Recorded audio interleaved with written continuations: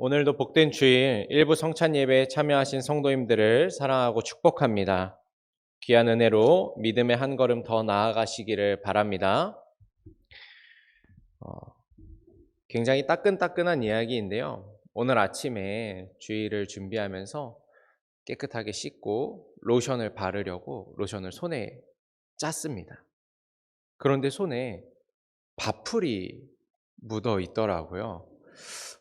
나는 아침에 밥을 먹지 않았는데 밥풀이 어디서 묻었지? 하는 생각이 들었습니다. 사실 며칠 전부터 저희 집 곳곳에는요, 밥풀이 계속 묻어 있습니다. 소파에 앉아도 밥풀이 있고, 걷다 보면 발에 밥풀이 묻지요. 식탁 의자를 잡아도 밥풀이 묻고, 테이블, 부엌, 계단, 화장실에도 밥풀이 묻어 있습니다. 왜 이렇게 밥풀이 온 사방에 가득할까? 범인은 제가 아니라 제 아들인데요.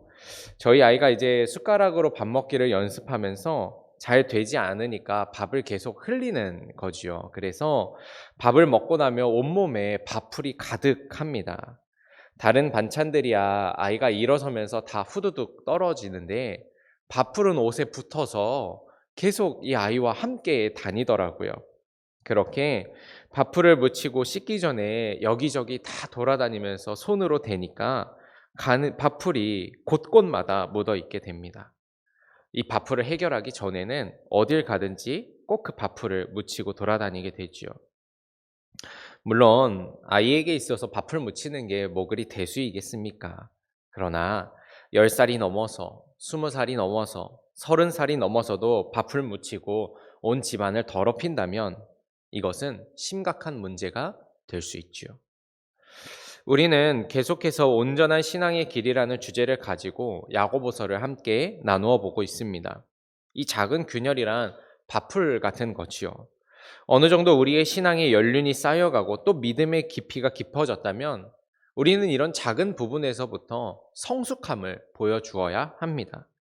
왜냐하면 이 작은 균열은 마치 아이 몸에 묻은 밥풀과 같아서 언뜻 보기에는 큰 문제가 아닌 것처럼 보이고 별일이 아닌 것 같아도 가는 곳곳마다 아주 조금씩 불편함과 문제들을 일으키기 때문입니다. 만성적인 영적 병들의 원인이 되기 때문이죠. 받은 은혜를 다 세워나가게 하기 때문입니다. 그래서 우리는 민감성을 가지고 이 균열을 세세히 보아야 하는 거죠. 그래서 지난주에는 우리 함께 비방이라는 주제를 가지고 말씀을 나누었습니다. 그리고 오늘은 지난주에 이어서 자랑, 그리고 무시에 관해서 말씀을 나누려고 합니다. 성경은 우리에게 계속해서 자랑하지 말라고 가르치고 경계하라고 하지요. 왜 자꾸만 자랑하는 것을 금지할까? 그것은 아마도 이 자랑의 속성이 나를 부각시키는 것이기 때문일 겁니다. 자랑에서 결국 드러나고자 하는 것은 나이기 때문이지요. 성경 속의 바리새인들은 자신의 신앙생활을 자랑합니다. 내가 얼마나 기도를 많이 했고 헌금을 많이 하고 하나님의 율법을 곧대로 지키는지에 대해 자랑합니다. 그렇게 자랑하는 이유 무엇인가? 나를 드러내기 위함이지요.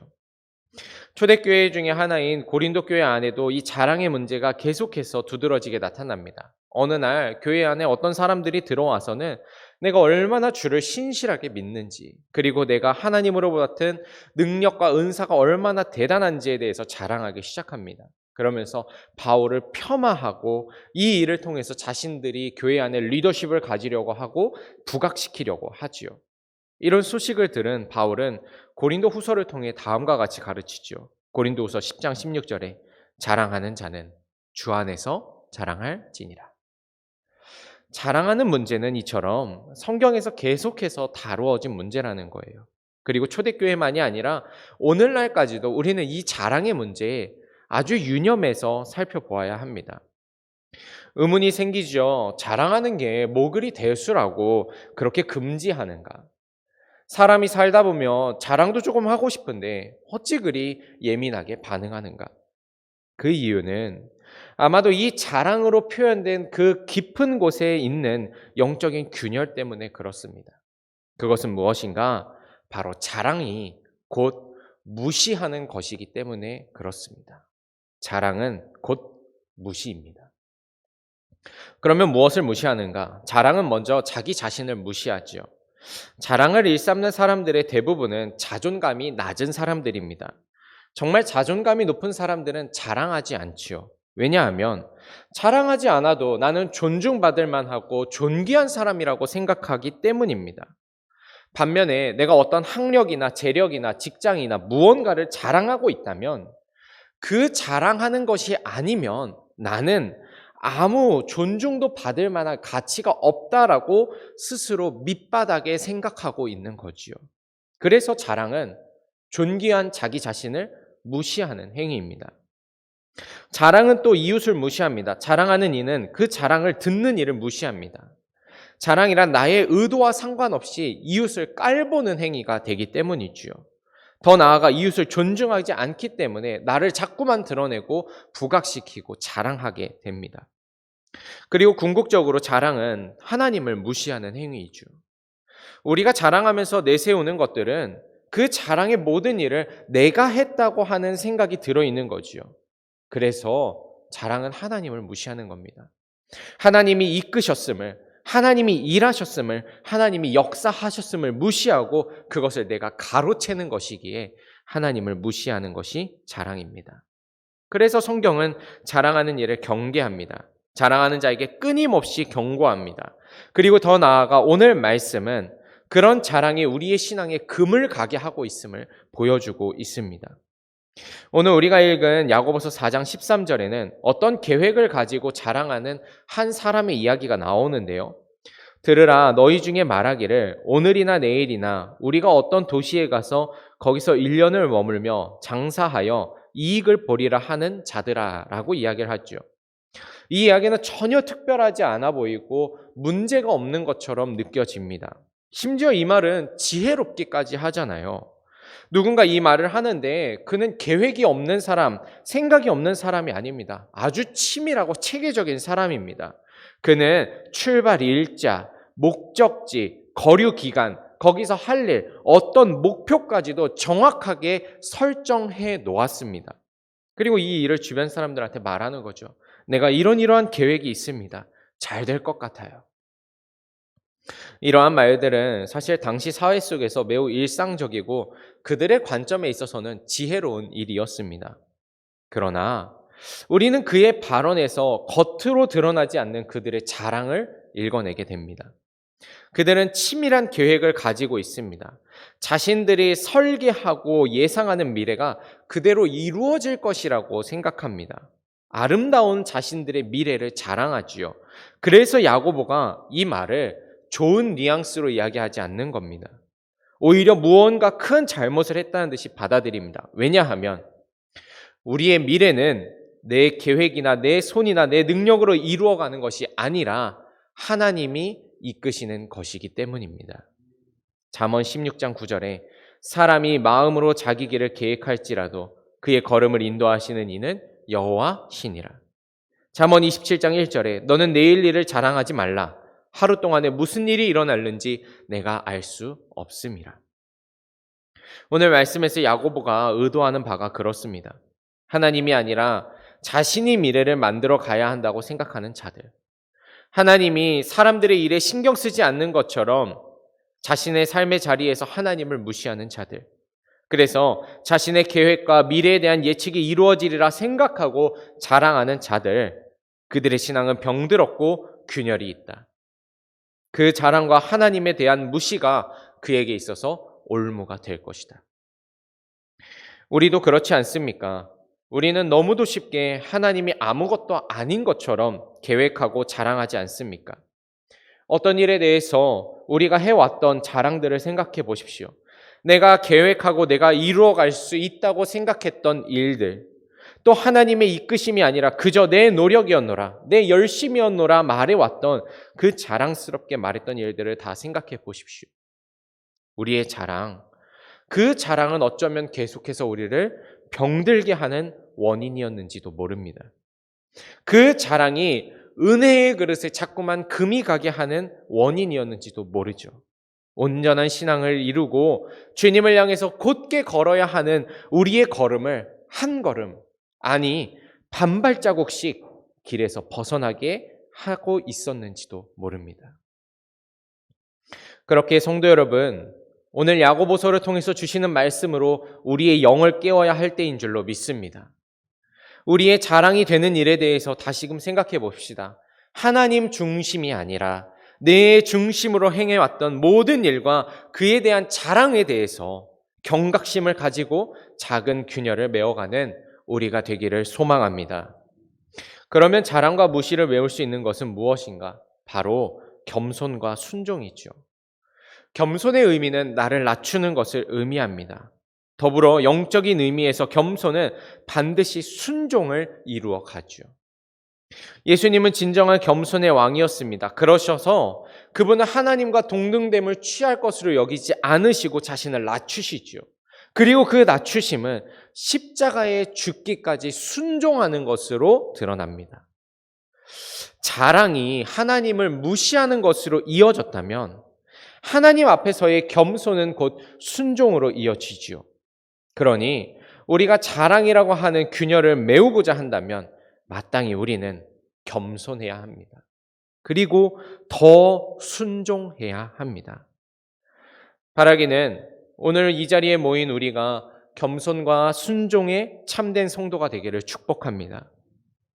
그렇다면 우리는 어떻게 자랑과 무시에서 벗어나 겸손과 순종의 길로 나아가는가?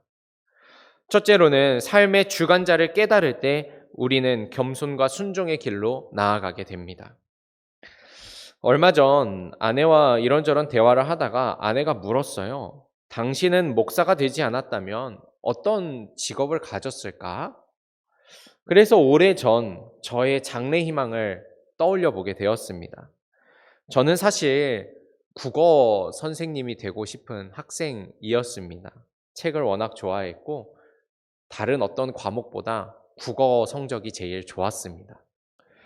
그런데 예수 그리스도를 인격적으로 만나고 하나님의 이끄심 속에서 어느새 이 자리에 서 있게 되어 있더라고요. 그렇게 생각하니까 내 인생이라 생각했고 내 삶이라 생각했지만 내가 주관자는 아닌 것 같습니다. 앞서서 함께 읽었던 13절의 한 상인은 자신의 미래에 대한 완벽한 계획을 가지고 있죠. 그리고 그의 계획에 대해서 야고보는 대뜸 14절에 이렇게 말합니다. 내일 일을 너희가 알지 못하는도다. 너희의 생명이 무엇이냐? 너희는 잠깐 보이다가 없어지는 안개니라. 야고보의 이 말은 하나님을 무시하고 자신의 계획을 신뢰하며 자랑하는 이들에게 생명과 미래와 삶의 주관자는 너희가 아니라는 이야기를 하고 있는 겁니다. 그렇습니다. 우리의 생명과 우리의 미래, 삶은 다 내 것이 아닙니다. 내 손에 있지 않지요. 누구 손에 있습니까? 하나님 손에 있습니다. 그러나 우리는 때때로 이 사실을 잊고는 합니다. 그래서 현재와 앞으로의 될 일을 그렇게 자랑합니다. 우리의 영혼이 언젠가는 하나님 나라에 들어갈 것을 잊어버리고 현재의 삶에서 하나님을 무시하고 나의 계획 속에서 하나님이 마치 없는 것처럼 살아가는 거지요. 그러나 때가 되면 우리는 고백할 수밖에 없습니다. 내 뜻대로 된 것이 하나 없습니다. 우리는요, 우리의 걸음 하나도 호흡 하나도 마음대로 하지 못합니다. 우리 중에 그 누구도 내일 일을 알지 못합니다. 그저 이끄시는 대로 주어지는 대로 살아갈 수밖에 없습니다. 그렇게 살아가는 삶도 안개 같은 거지요. 누가복음 12장에서 예수님이 하신 비유를 보십시오. 한 부자가 자신의 곳간과 창고에 물건을 가득 쌓고 곡식으로 가득 채워 넣습니다. 그리고 편안한 마음으로 자랑하는 거예요. 내일부터는 일 안 해도 되겠다. 나 이제 편안히 먹고 좀 놀면서 살면 되겠다. 그러나 그는 어리석은 사람이었습니다. 하나님이 그날 밤에 그의 영혼을 가져가신 겁니다. 바울은 자신의 삶에 대한 계획이 있었습니다. 그의 삶의 목표는 율법을 흐트러뜨리고 유대교를 어지럽히는 이 그리스도인들을 이 땅에서 멸절시키는 거였습니다. 그러나 그의 미래는 다메섹을 가던 길에서 완전히 바뀌어 버리게 됩니다. 그 누구도 그가 하루아침에 변할 것이라고 생각하거나 상상해보지 않았지만 그 일이 일어났죠. 우리의 삶은 우리의 손에 있지 않다는 겁니다. 내 삶의 주관자는 내가 아니라 오직 여호와 하나님이신 줄로 믿습니다. 그리고 그 믿음이 우리로 하여금 자랑하는 삶이 아니라 겸손의 삶으로 이끌어 갑니다. 왜냐하면 내 손에 있지 않기에, 어떤 것을 이루어도 내 손으로 이룬 것이 아니기에 자랑할 것이 아니라는 거죠. 주관자는 내가 아닙니다. 인도자는 하나님이십니다. 이 사실을 깨닫는 것만으로도 우리의 심령은 겸손으로 가득 채워질 것입니다. 성도 여러분, 우리의 삶을 이끄시는 분, 그분이 누구인지를 분명하게 깨닫기를 소망합니다. 그리고 오늘도 주신 생애에 그저 감사하며 찬송하며 겸손히 살아가는 저와 여러분 되기를 소망합니다.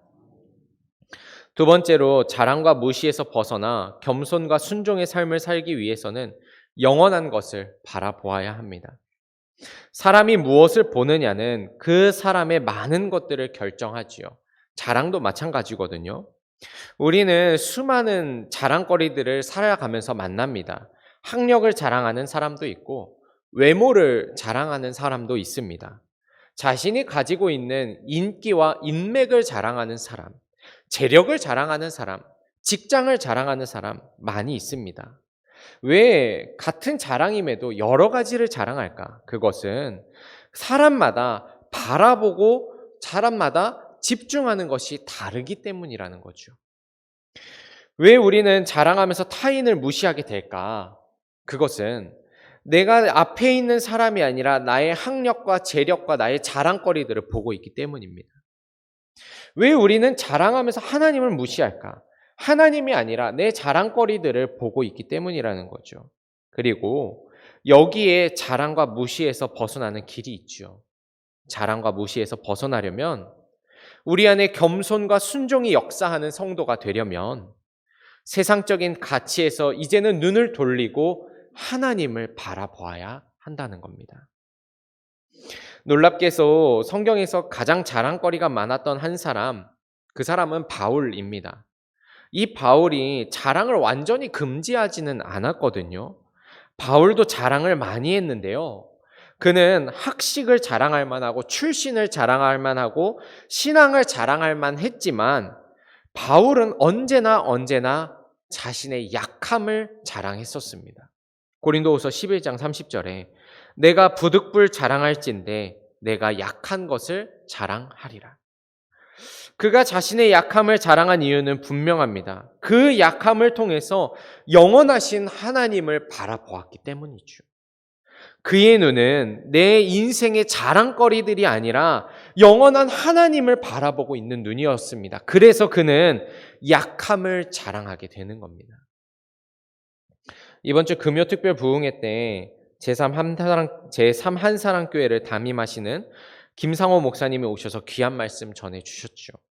말씀 중에 그런 이야기 하셨는데요.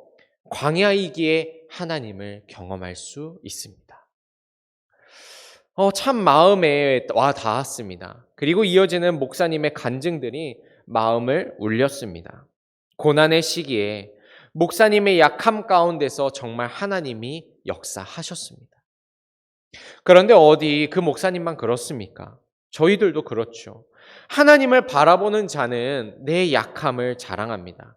나의 고난의 시기들을 자랑하죠. 나의 실패와 낙심과 절망을 자랑합니다.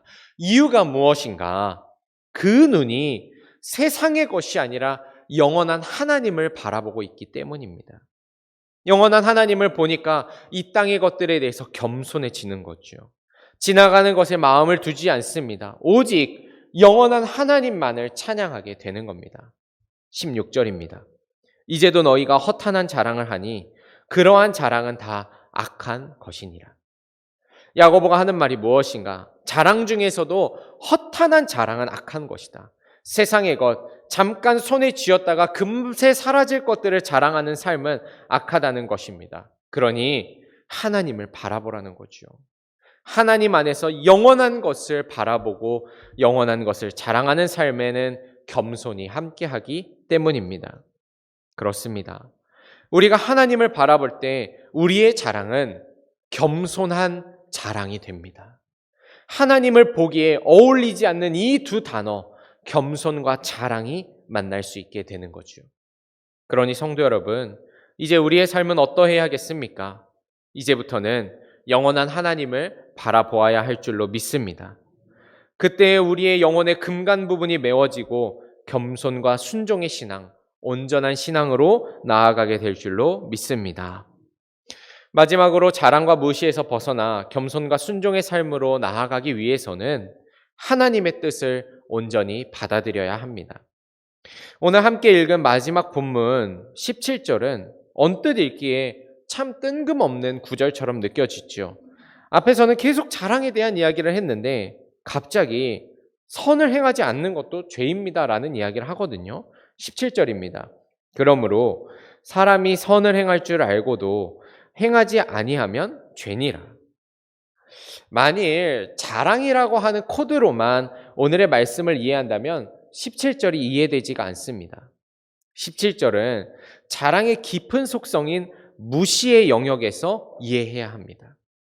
말씀을 보십시오. 사람이 선을 행해야 하는 것, 어떻게 해야 하는지 다 알고 있습니다. 그러나 행하지 않지요. 무엇입니까? 무시하는 겁니다. 그냥 지나가는 겁니다. 그런데 야고보는 그렇게 그냥 무시하고 지나가는 것, 그게 죄라고 말하는 거죠.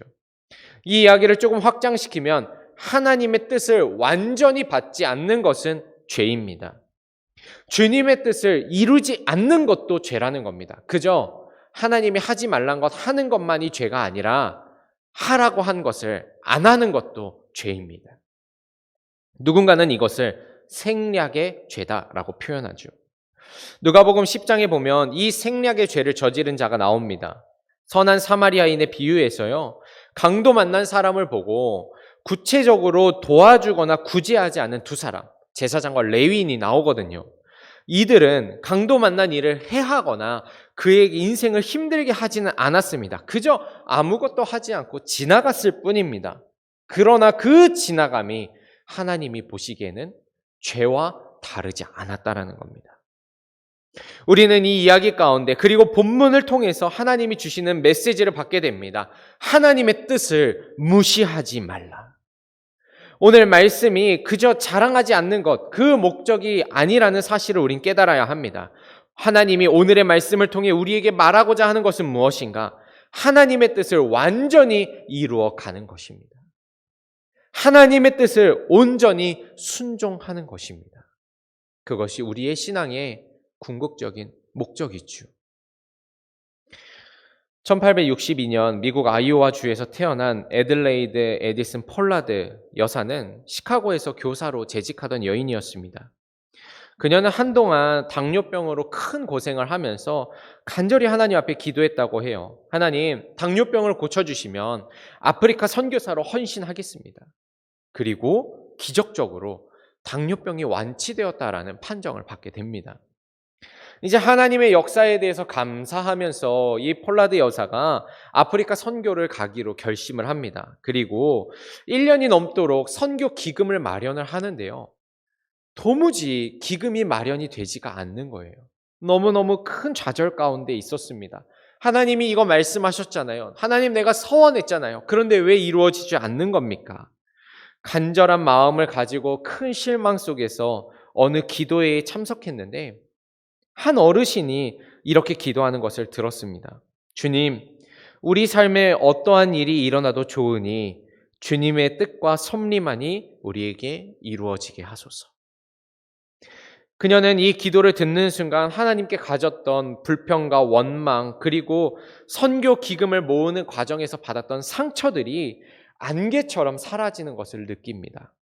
그렇게 마음의 평안을 얻은 폴라드 여사는 그날 밤 아름다운 찬송시를 남깁니다. 주님의 뜻을 이루소서. 고요한 중에 기다리니 진흙과 같은 날 빚으사 주님의 형상 만드소서. 주님의 뜻을 이루소서. 주님 발 앞에 엎드리니 나의 맘속을 살피시사 눈보다 희게 하옵소서. 주님의 뜻을 이루소서. 병들어 몸이 피곤할 때 권능의 손을 내게 펴사 새롭게 하여 주옵소서. 주님의 뜻을 이루소서. 온전히 나를 주장하사 주님과 함께 동거함을 만민이 알게 하옵소서. 바로 우리가 함께 찬양한 찬송가 425장 주님의 뜻을 이루소서, 그 찬양입니다. 그렇습니다. 우리의 걸음은 온전한 신앙의 길을 향하는 걸음입니다. 그리고 그 가운데서 만난 이 자랑과 무시의 균열을 해결하기 위해서는 하나님의 온전하신 뜻이 내 삶에 이루어져야 될 줄로 믿습니다. 여러분, 우리 하나님의 말씀에 온전히 순종하는 성도가 됩시다. 하나님의 뜻에 완전히 복종하는 성도가 됩시다. 하나님을 무시하고 하나님의 뜻을 생략하는 죄를 범하지 않기를 바랍니다.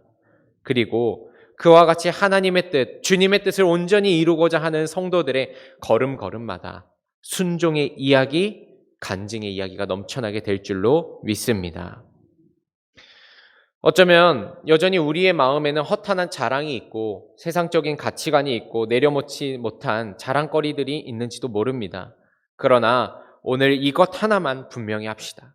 내 자랑이 하나님을 무시하고 이웃을 무시하고 나를 무시한다면 그 자랑은 포기할 만한 일입니다. 그러니 자랑하며 알지 못하게 무시하는 죄를 범하고 있었다면 이제는 겸손과 순종의 길로 나아갑시다. 나의 생명의 주관자가 누구인지를 분명히 깨닫고 영원한 하나님을 바라보며 주님의 뜻을 온전히 이루고 소망하며 걸어가는 성도의 삶에는 오직 겸손의 보석과 순종의 열매가 남게 될 줄로 믿습니다. 한 주간도 온전한 신앙의 길을 걸어가는 저와 여러분이 되기를 축복합니다. 기도하겠습니다.